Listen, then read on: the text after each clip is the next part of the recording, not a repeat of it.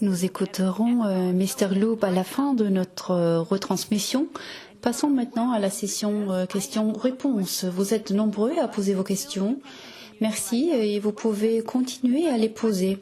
La première question à Hendrik est la suivante. Avec quelle efficacité Steinert trie les différents types de plastique tels que le PP, le PE et le PET? Si j'ai bien compris votre question, vous voulez avoir des chiffres, mais cela n'est pas réaliste. Il est important de connaître la composition du produit d'alimentation, le pourcentage de ces matériaux, la granulométrie. Je ne peux pas vous donner les chiffres sans connaître les matériaux que vous avez. D'accord. Comment déterminez-vous le taux de récupération et de pureté d'une étape de tri? Là, il existe deux possibilités. La première, c'est prélever et compter les échantillons. La deuxième consiste à utiliser une machine de tri et à faire tourner ces matériaux en boucle. Vous pouvez par exemple décider qu'un produit soit éjecté après la première étape. Cela signifie qu'il faut obtenir une fraction pure, répéter l'opération et ensuite passer à la numérisation. La numérisation indique le pourcentage de matériaux alimentés dans la deuxième opération, ce qui signifie que vous pouvez voir le taux de récupération ou de pureté que vous avez directement atteint avec la machine. Merci. La question suivante, plutôt courte. Peux-je tester le robot? Oui, vous pouvez tester le robot, mais pas ici, à Pulheim. Mais à Zittau, nous avons un laboratoire où nous effectuons des essais avec des robots. Pouvez-vous vous adapter au nouveau design des emballages? Oui, bien sûr. Comme je l'ai dit plus tôt, l'algorithme de cette intelligence artificielle est une combinaison de formes et de couleurs, mais aussi de signal infrarouge ou de différents signaux présents à l'intérieur de la machine. Alors, si les choses changent, nous devons nous adapter. Cela signifie de configurer ces nouveaux objets, si nécessaire, de configurer la base de données, puis de la recopier sur toutes les machines utilisées pour cette application. Les machines s'adaptent alors à ces nouveaux matériaux. Je suppose que cela concerne aussi un peu ces nouveaux matériaux qui ressemblent à du papier, mais qui ne sont pas du papier. Oui, nous pouvons le faire avec l'infrarouge, qui permet de voir les différences dans ces matériaux, mais ça dépend, il faut les considérer au cas par cas. L'exemple de la bouteille ketchup est idéal. Là, elle contient de la couleur qui est une caractéristique typique et vous pouvez l'utiliser. Il ne s'agit pas tant de la forme, parfois il y a une tache très proéminente sur ces objets qui peut aussi être utile. La question suivante a été posée par Daniel. Pouvez-vous nous en dire plus sur le tri des matériaux multicouches? Oui, le plus souvent, vous avez des parquettes dans lesquelles on trouve le PET, ensuite une barrière à l'intérieur, puis à nouveau le PET en différentes couches. Cela dépend en très grande partie de la composition et de l'épaisseur de chaque couche. Par exemple, si la première couche n'est pas très épaisse, nous pouvons regarder à travers et voir la première barrière. C'est possible avec le signal proche infrarouge.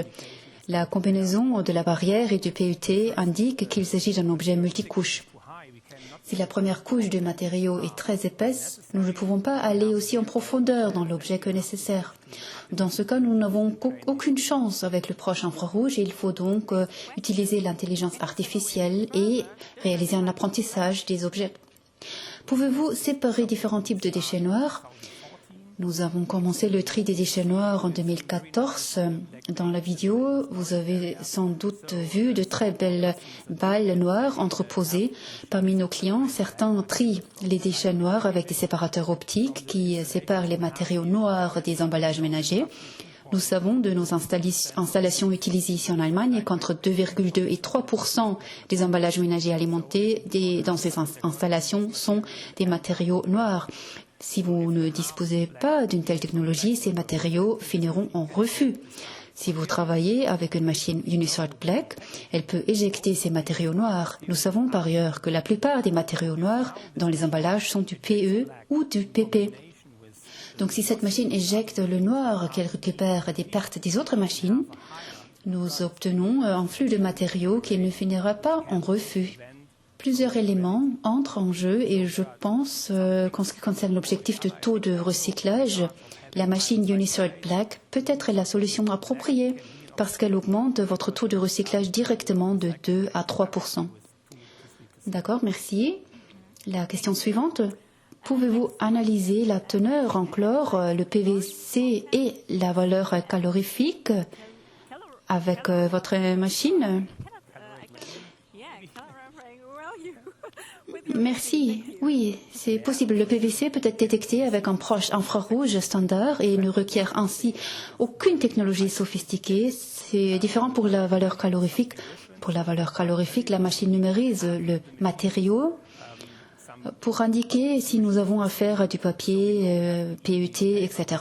Nous pouvons aussi calculer la teneur en humidité, ce que le système proche infrarouge montre également. La machine collecte toutes ces informations qui peuvent ensuite être combinées à certaines valeurs de manière à obtenir une théorie sur la valeur calorifique. Les séparateurs optiques standards ne sont en général pas capables d'effectuer cette numérisation. Cela se fait avec un analyseur qui est plus ou moins similaire, mais qui n'est pas doté d'une barre à buse. Il sert essentiellement à effectuer le contrôle de la qualité, tout comme le robot. Il ne change pas le matériau et numérise simplement le flux de matière. Merci. Une autre question? Le grand boîtier jaune au-dessus du convoyeur, est-il l'unité de détection? Oui, nous l'appelons pont. C'est l'unité de détection particulière chez Steinhardt parce elle a la même forme et la même configuration. Il est donc possible d'effectuer plusieurs paramétrages dans le pont. Vous pouvez avoir le proche infrarouge, une caméra couleur, en combinaison ou non, et même l'intelligence artificielle, mais vous ne le verrez pas de l'extérieur. Toutes ces fonctions sont installées chez le client. Merci d'avoir répondu à toutes ces questions.